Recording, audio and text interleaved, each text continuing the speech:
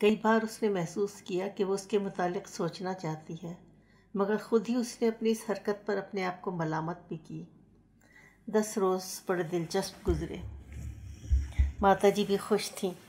لڑکیوں کے آنے سے گھر کتنا بھگوان لگتا ہے۔ پرماتما نے ان کی بیٹی تو اپنے پاس بلا لی تھی۔ اویناش کے گھر وہ مہمان تھے جنہیں وہ سب سے زیادہ پسند کرتا تھا، جن کو وہ صرف اپنا ہی سمجھتا تھا۔ رات کو میدان میں الاؤ سلگا کر اس کے گرد بیٹھتے تو سب باری باری گانا سناتے۔ اویناش کو کبھی کسی گیت کے بول یاد ہی نہ ہوتے، کسی کا سر کسی کا پیر، وہ بھی روز گانے کی فرمائش کرتے، اور وہ اپنی بھاری اور ستھری آواز میں ہر روز ایک ہی مخصوص گانے کے بول دہرا دیتا: جن کے چرنوں میں رہتے ہیں تارے، آج مہماں بنیں گے ہمارے۔ ان تمام دنوں میں روبینہ ایک بار بھی بیزار نہ ہوئی تھی، اور اس کو اجنبیت کا احساس نہ ہوا تھا۔ اس کی فطرت پھر ایک نیا ماحول اور نئے مزاج کو پا کر بہت مگن تھی۔ جس زندگی میں وہ داخل ہوئی تھی وہ اس کے لیے ایک بار پھر پرانی ہو گئی تھی، اور زندگی میں پھر وہ اکتا دینے والی یکسانیت اور ٹھہراؤ آ گیا تھا۔ لیکن یہاں آ کر پھر وہ بدلی ہوئی چیزوں اور ماحول سے دوچار تھی۔ قرون وسطیٰ کے ہندوؤں کا سا طرز رہائش ہر قسم کے تکلف سے عاری ہونے کے باوجود زندگی میں ایک سادہ سی پرکاری لیے ہوئے تھا۔ جس دن اس کی روانگی تھی، اویناش واقعی رنجیدہ ہو گیا۔ اس کا دل چاہ رہا تھا ان کے جانے سے پہلے وہ خود کہیں چلا جائے۔ 10-15 دن کے عرصے میں اس نے ان کی واپسی اور جانے کے لفظ کا ایک دن بھی اپنے اور ان کے درمیان میں ذکر نہیں کیا۔ وہ یہ بھول جانا چاہتا تھا کہ وہ چند دن کو آئے ہیں۔ میزبانوں اور مہمانوں والے سارے روایتی طریقوں سے گریز کر کے ایسا ماحول رکھا کہ ان کو اور خود اس کو یہ محسوس ہوتا رہے کہ وہ ہمیشہ سے یہاں رہتے چلے آئے ہیں اور رہتے رہیں گے۔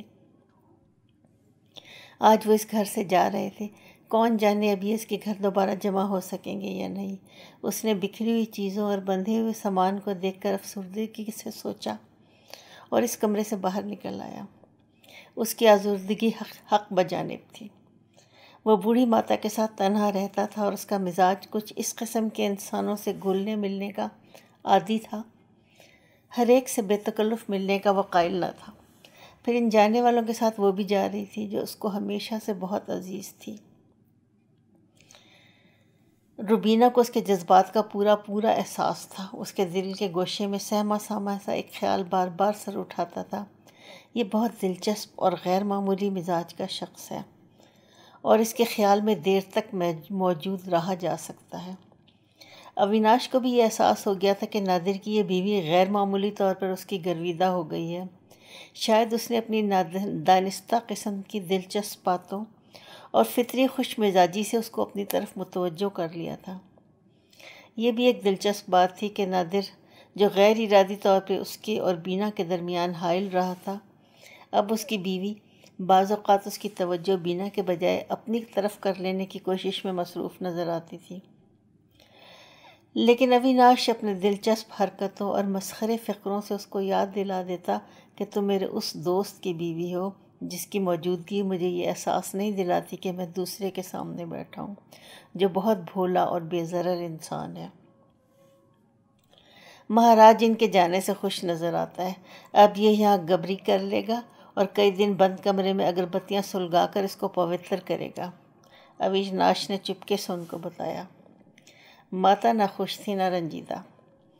مدتوں سے سکون اور خاموشی کی زندگی بسر کرنے والی بیوہ ناوقت باتوں اور بے اعتدالیوں کی عادی نہ تھیں۔ پھر بھی رابعہ اور بینا کو گھر کی موجودگی ان کو دوبارہ زندوں کی دنیا میں واپس لے آئی، اور بعض اوقات وہ پھر سے امید بھرے خواب دیکھنے لگتی۔ شاید کبھی اس گھر کے سونے آنگن میں بھی باہر آئے۔ ان کا ایک بار پھر دل چاہے گا کہ بیٹی نہ سہی تو لڑکی ہی بہو بن کر اس آگ کو بجھا دے جو کشل نے مر کر ان کے دل میں بھڑکا دی تھی۔ سامان اٹھا کر برآمدے میں رکھ دیا گیا۔ لڑکیوں نے کوٹ اپنے کندھوں پر ڈال لیے۔ روبینہ سب سے پہلے سامان کے پاس جا کھڑی ہوئی۔ وہ اس وقت اپنے سرمئی سفری کوٹ میں بہت خوبصورت نظر آ رہی تھی۔ نادر اس کے قریب آیا اور اس کے سنہری بالوں کو چوم لیا اور کہا: بعض وقت تم ضرورت سے زیادہ خوبصورت نظر آنے لگتی ہو۔ اس نے مڑ کر اس کی طرف دیکھا جو خود اس وقت بہت دلکش اور بہت مطمئن نظر آ رہا تھا۔ اس کا دل اس سے شرمندہ ہو گیا، کیونکہ ان دنوں وہ زیادہ تر اس شخص کے متعلق سوچتی رہی تھی جو اس وقت دھوتی کرتے پر گرم شال لپیٹے افسردہ اور غیر مطمئن کھڑا تھا۔ وہ نادر کی طرف مڑی اور بولی، واقعی؟ اویناش ان کو موٹر میں بٹھا کر بالکل اسی خاموشی اور چڑچڑے پن سے اسٹیشن لے گیا جس طرح تاج محل لے گیا تھا۔ واپسی کا راستہ خاموشی اور بے کیفی سے گزر رہا تھا۔ نادر کو حسب عادت ریل میں بیٹھتے ہی نیند نے گھیر لیا۔ اس کو تو ہمیشہ سے عادت تھی کہ سفر سو سو کر اور پڑھ پڑھ کر کاٹتا تھا، مگر واپسی میں وہ تینوں بھی خاموش تھی۔ تینوں ایک ہی شخص کے متعلق مختلف طور پر سوچ رہی تھی، وہ جو وہیں رہ گیا تھا، جو تنہا اور افسردہ اپنے اس دلچسپ مکان میں بیٹھا صرف ایک ہی شخص کے متعلق سوچ رہا ہوگا۔ سفر کی بے تکی خاموشی اب رابعہ کو کھل رہی تھی۔ وہ اب ہنسنا بولنا چاہتی تھی، کیونکہ وہ قطعی فیصلہ کر چکی تھی کہ اس مرتبہ ضرور بینا سے اویناش کے متعلق گفتگو کرے گی۔ بعض باتیں تلخ ہوتی ہیں لیکن ان کو کرنا پڑتا ہے۔ چنانچہ آہستہ آہستہ وہ بوجھل سی خاموشی کمپارٹمنٹ سے رخصت ہونے لگی۔ شاید ان میں ہر ایک کی یہی خواہش تھی کہ خیالات اس کا پیچھا چھوڑ دیں اور وہ ہنسنے بولنے لگے۔ روبینہ نے نچلی برتھ پر سوئے ہوئے نادر کی طرف دیکھا۔ کئی دن کے بعد اس نے پوری توجہ سے اس کی طرف دیکھا اور اس کے متعلق سوچا۔ اس کے دل میں ایک ایسی ماں کا احساس ندامت تھا جو اپنے سیدھے اور بے زبان بچے کے مقابلے میں شوخ اور چھا جانے والے بچے کی طرف مجبوراً زیادہ متوجہ رہتی ہے۔ عجیب ہے یہ بینا بھی، وہ اس سے کتراتی ہے، اس کی ہر توجہ کا جواب سرد مہری سے دیتی ہے جو اتنی دلکش اور دلچسپ ہے، اس نے بار بار سوچا۔ ان دونوں نے اپنے پہلے بچے کو ایسے دھڑکتے ہوئے پر شوق دلوں سے دیکھا جو ایک ہی نسل کے ماں باپ کو نصیب نہیں ہو سکتا۔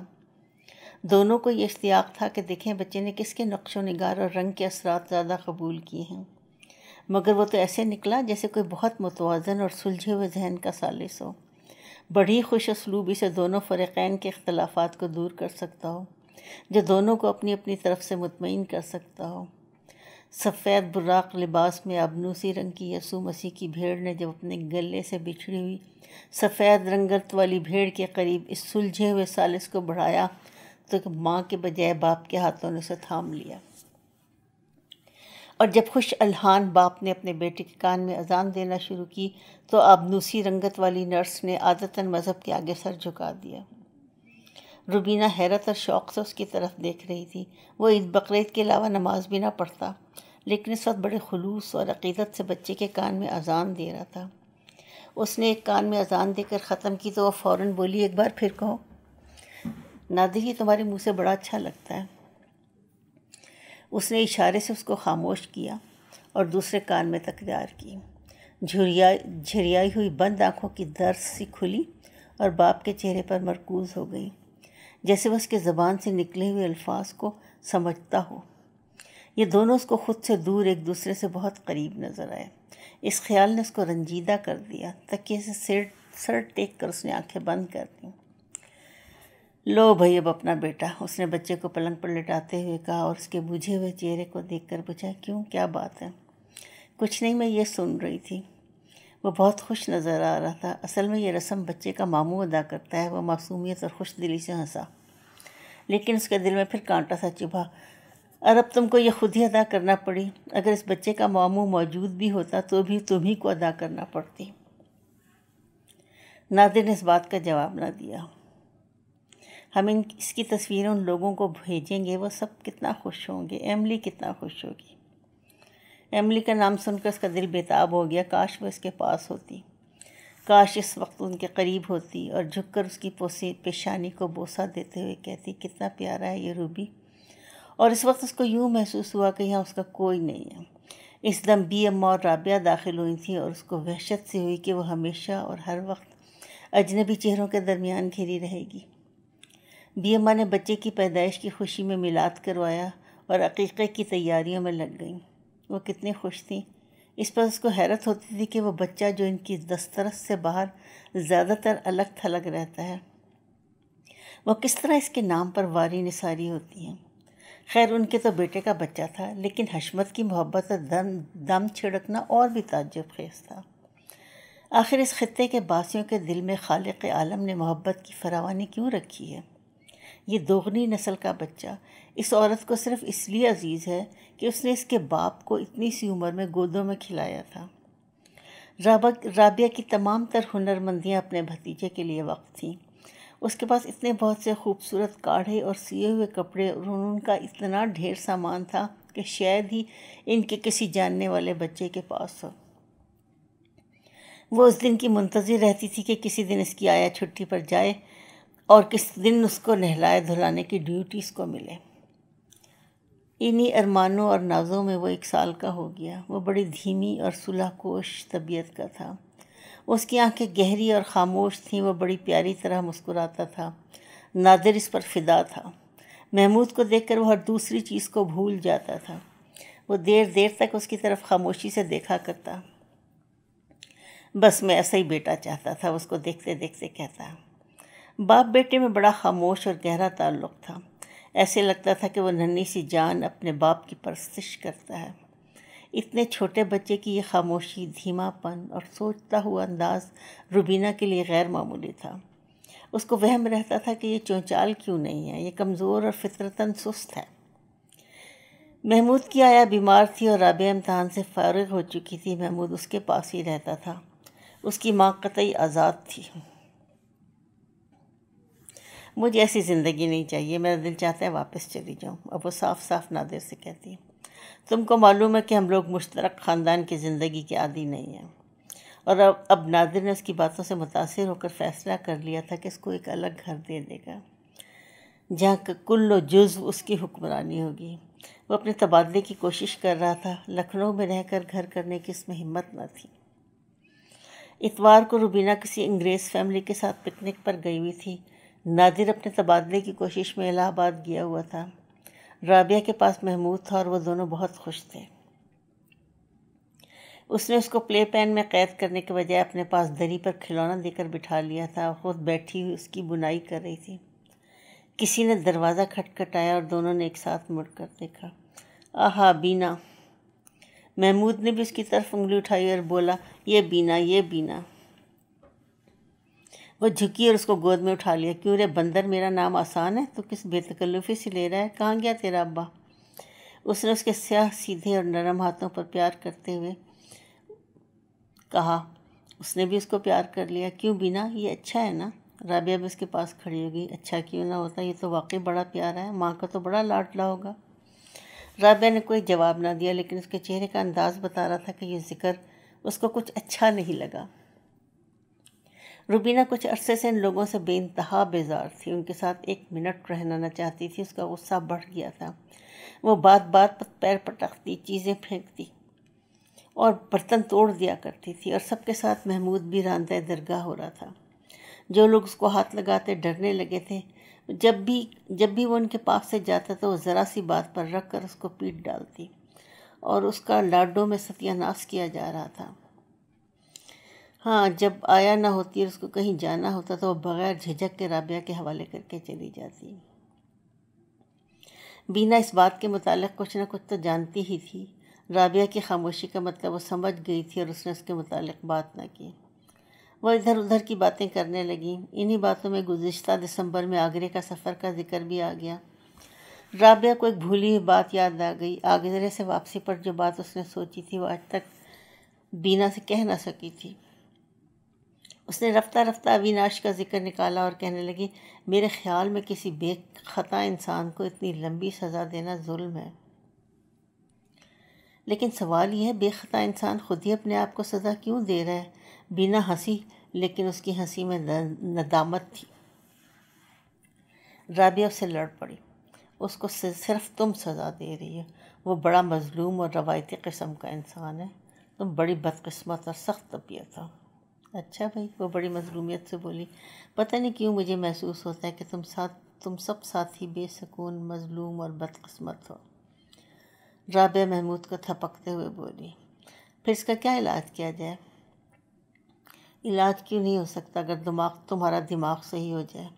کیا تمہارا خیال ہے وہ تم دونوں کو یوں دیکھ کر خوش ہیں؟ کون؟ بینا نے تجاہل عارفانے سے کام لیا۔ کون؟ رابعہ نے غصے میں نقل کی۔ تم خود خوب جانتی ہے کون، جس مشکل کو حل کرنے کے لیے انہوں نے یہ سب کیا وہ وہیں موجود ہے۔ تم سمجھتی ہو کہ ان کو بہت سکھ ہے، ان کی زندگی میں یہ چھوٹی چھوٹی الجھنیں کم ہیں؟ وہ سب دور ہو جائیں گی رفتہ رفتہ۔ بینا نے محمود کے ننھے منھے ٹھنڈے ہاتھ کو اپنی آنکھوں پر رکھ لیا اور کروٹ لے لی۔ تم صرف خود غرض ہو اور کچھ نہیں، سب دور ہو جائیں گی رفتہ رفتہ۔ شرم تو نہیں آتی ایسی باتیں کہتے؟ کیا تمہارا خیال ہے کہ ان کی بیوی ان کے مزاج اور مذاق سے کوئی مناسبت رکھتی ہے؟ مجھ سے پوچھے، وہ ان کے لیے ایک ابدی سزا بن کے رہ گئی ہے۔ وہ بڑی محبت کرنے والی طبیعت کا انسان ہے اور تھوڑا سا جذباتی بھی۔ وہ جب الگ چلا جائے گا تو دیکھ لینا وہ اس کا اتنا گرویدہ ہو جائے گا کہ اس کے بنا اس کو چین نہیں آئے گا۔ ارے چھوڑ بندر میرے بال چھوڑ۔ اس نے محمود کے ہاتھ سے اپنے بال چھڑانے کی کوشش کی جو اس نے کھینچ لیے تھے۔ وہ کیسے؟ یوں کہ اگر یہ ماحول بدل جائے گا تو اس کا مذاق بھی بدل جائے گا۔ یہ گھر، یہ شہر، اس شہر کی وہ مخصوص سڑکیں اور جگہیں جو اس کے ماضی کے خیالوں اور پروگراموں کو ہر وقت اس کے پیش نظر رکھتی ہیں، وہ اس الجھن میں رہتا ہے کہ وہ کچھ بھی نہ کر پایا۔ خدا کرے ایسا ہی ہو۔ ہم کب چاہتے ہیں کہ ان کی زندگی میں اتنے شدید فرق اور مزاجوں کے اختلاف کی وجہ سے ایک سزا بن رہے۔ اچھا تم میری بات کا جواب دو، آج میں تم سے جواب لے کر رہوں گی۔ کیوں؟ اویناش سے کچھ رشوت کھا گئی ہو کیا؟ اچھا پھر سن لو، میں سوچنے کی کوشش کروں گی مگر اپنے موجودہ ماحول کو بھول کر۔ پتہ ہے میں دبی جا رہی ہوں، اب میں وہیں رہوں گی۔ میں اب ماضی کے بھوتوں سے پریشان ہو چکی ہوں جو ہر وقت سائے کی طرح میرے دل اور دماغ پر طاری رہتے ہیں۔ ہاں، اور جا کر مجھے اپنا فیصلہ لکھو گی؟ نہیں، بینا نے فیصلہ کن انداز میں کہا۔ رابعہ نے حیرت سے اس کی طرف دیکھا اور کھنکھار کر بولی، رابعہ اگر تم مجھ سے کچھ سوچنے اور فیصلہ کرنے کو کہتی ہو تو سن لو، اس کے لیے مجھے اپنے ماضی کو بھولنا پڑے گا اور اس کے لیے تمہاری مدد کی ضرورت ہے۔ آج کے بعد میں تم سے نہیں ملوں گی، تم بھی مجھ سے ملنے کی کوشش نہ کرنا۔ رابعہ میں تم لوگوں کے درمیان رہ کر اور تم سب سے وابستہ رہ کر اپنے ماضی سے جدا نہیں ہو سکتی، مگر ابھی اسی دم میں نے ارادہ کیا ہے کہ اس کو اپنے ذہن سے نکال دوں گی۔ میں کوئی فیصلہ اس وقت کر سکوں گی۔ رابعہ سہمی ہوئی نظروں سے بینا کو دیکھ رہی تھی جس کے جوڑے کے بال محمود نے بکھیر دیے تھے، جس کا چہرہ سفید ہو رہا تھا، جس کی آنکھوں میں ویرانی کی سی اداسیاں بھٹک رہی تھیں اور جس کی آواز ایسے نکل رہی تھی جیسے وہ مرگھٹ میں شمشان پر سے بول رہی ہو۔ وہ خاموش ہو گئی۔ وہ بری طرح ہانپ رہی تھی اور اس کی آنکھیں خشک اور ویران تھیں۔ وہ اس وقت بڑی عجیب نظر آ رہی تھی۔ وہ اٹھی اور اس کے کندھے پر ہاتھ رکھا اور کہا، اچھا میں چلی، اور دیکھو جو میں نے کہا ہے میرا مطلب بھی وہی ہے۔ نادر کو میرا پیار کہہ دینا، تمہیں نہیں معلوم مجھے کتنا پیارا ہے۔ بس یہ سمجھ لو اگر تم بھی اس کا نام بار بار لیتی ہو تو مجھے یوں محسوس ہوتا ہے کہ یہ صرف میرا حق ہے اور یہ میری حق تلفی ہے۔ بینا نے اس قسم کا ایک لفظ بھی کبھی اپنی زبان سے نہ کہا تھا۔ وہ تو بڑی بے نیاز اور بے پرواہ سی نظر آتی تھی۔ رابعہ اسی طرح سہمی ہوئی اور خاموش تھی۔ بینا چلی گئی، کبھی لوٹ کر نہ آنے کے لیے۔ رابعہ دیر تک ٹکٹکی باندھے دیکھتی رہی۔ اس کے ہاتھ سے اون اور سلائیاں چھوٹ گئیں۔ پاس پڑے ہوئے کشن پر اس نے اپنا سر ٹکا دیا۔ لمبے لمبے آنسو بہہ بہہ کر کشن میں جذب ہوتے رہے۔ اس کے اس طرح چلے جانے سے اس کی دل کی کیفیت کیا تھی، اس کو صرف وہی سمجھ سکتا تھا جس کا ایک عمر کا ایسا ساتھی ہمیشہ کے لیے اس کی زندگی سے نکل جائے، جس کے بغیر اس کی زندگی کا کوئی پروگرام ہی نہ بنتا ہو۔ کافی دیر کے بعد اس نے سر اٹھایا اور دیکھا محمود کھیلتے کھیلتے سو گیا ہے۔ اس کو مسحری میں لٹایا اور خود نہانے چلی گئی۔ شام کے قریب روبینہ واپس آئی تو اس نے دیکھا محمود نہایا دھویا اور اپنی گاڑی میں بیٹھا تھا۔ حشمت گاڑی آہستہ آہستہ آگے پیچھے ہلا رہی تھی۔ آیا کہ عدم موجودگی میں حشمت کو بھی محمود سے قریب ہونے کا موقع مل جاتا تھا۔ برآمدے میں تختوں پر سفید براق سی چاندنی بچھی ہوئی تھی۔ لکڑی کے بڑے بڑے سے خوان میں سبز تازہ اور خوبصورت ترکاریاں رکھی تھیں۔ بی اماں سے ملنے ان کا بھتیجا عادل اور اس کی بیوی آئے ہوئے تھے۔ عادل کی بیوی اور رابعہ ان کے ساتھ بیٹھی ترکاری بنا رہی تھی۔ گھر پر مکمل سکون طاری تھا۔ اپنے کمرے کی طرف جاتے اس نے ٹھٹک کر بغور ان کو دیکھا اور فیصلہ کر لیا وہ کبھی بھی اس طرح گھل مل کر ان کے درمیان بیٹھ نہیں سکتی۔ ان میں اور اس میں شدید قسم کا بودھ ہے۔ بی اماں کے مزاج اور تیور بہت دن سے سمجھ رہی تھیں۔ وہ بڑی خاموش اور باوقار قسم کی ماں تھی۔ انہوں نے اس کو بپھرا ہوا اور ہر گھڑی نادر سے جھک جھک کرتے دیکھ کر اس سے کنارہ کر لیا تھا۔ وہ بڑی خوددار تھیں، انہوں نے نادر سے بھی کبھی اس کے بارے میں ایک لفظ نہ کہا تھا۔ ان کو معلوم نہ تھا وہ یہاں سے جا رہا ہے اپنی بہتری کی خاطر۔ کاش یہ اس کے حق میں بہتر ہو، وہ دعا مانگتی۔ بس یہ ٹھیک ہے، اس نے مختصر سے خوبصورت بنگلے میں سامان لگواتے ہوئے سوچا، ہونا بھی یہی چاہیے تھا۔ فضول نادر نے اس کی زندگی کے کئی قیمتی سال اس فضول سے پرانے گھر میں برباد کیے۔ عجیب خیالات ہیں اس کے بھی، خواہ مخواہ کا تعلق مروت اور حجت کا ڈھنگ بناتے ہیں۔ یہ ہندوستانی اپنی زندگیاں اس الجھاوے میں برباد کر دیتے ہیں۔ اس نے نفرت سے اپنی خوبصورت ناک کو سکیڑا۔ الہ آباد آ کر وہ خود کو بہت ہلکا پھلکا محسوس کر رہی تھی۔ بی اماں کا ضعیف چہرہ، ان کی تسبیح، جانماز اور ترکاریاں، رابعہ کا سانولا حسن، اس کی مصوری اور ذہانت، یہ سب ایک خواب معلوم ہو رہی تھیں۔ وہ خوش تھی کہ اس نے خواب پریشان کو جھٹک کر پرے پھینک دیا تھا۔ نادر نے جس گھر میں اپنا بچپن اور طالب علمی کا زمانہ گزارا تھا، اس گھر سے اس کو جذباتی لگاؤ کیوں ہونے لگا، جہاں کے ہر کونے میں پرانی یادیں بکھری ہوئی تھیں، اور ان یادوں سے بینا کی ٹھوس شخصیت بری طرح چمٹی ہوئی تھی۔ اس کو باغ کی اس پرانے دیوار، انگور کی ان بیلوں، امرود کے انہیں گھنے درختوں، بوڑھے مالی اور حشمت سے کوئی دلچسپی نہ تھی، جن سے نادر کی ماضی کی بے شمار یادیں وابستہ تھیں۔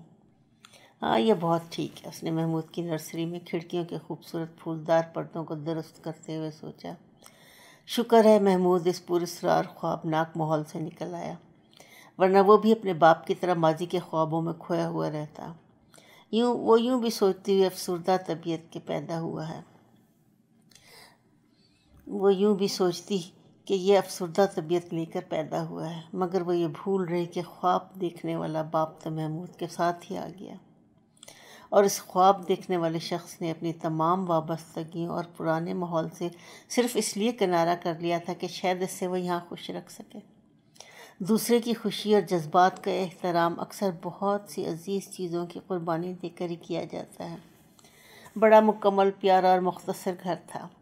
خوبصورت باورچی خانہ بالکل یورپین طرز پر سجا ہوا تھا، اور بنگلے کے پچھلے حصے میں مختصر صاف ستھرا مرغی خانہ، کتے کا ڈربہ اور سبزی ترکاری کی کیاریاں ایک انگریز بیوی کے لیے بڑی مانوس سی فضا رکھتے تھے۔ ان سے کچھ فاصلے پر چری اور گنے کے کھیت تھے، رہٹ تھا۔ دوپہر کے سناٹے میں رہٹ کے روں روں، چکی کے چلنے کی پھک پھک کرتی آواز، مرغیوں کی دبی دبی کڑکڑاہٹ اور کتے کی پیں پیں مل کر زندگی میں اور بھی زیادہ نرمی اور آسودگی کا احساس پیدا کرتے تھے۔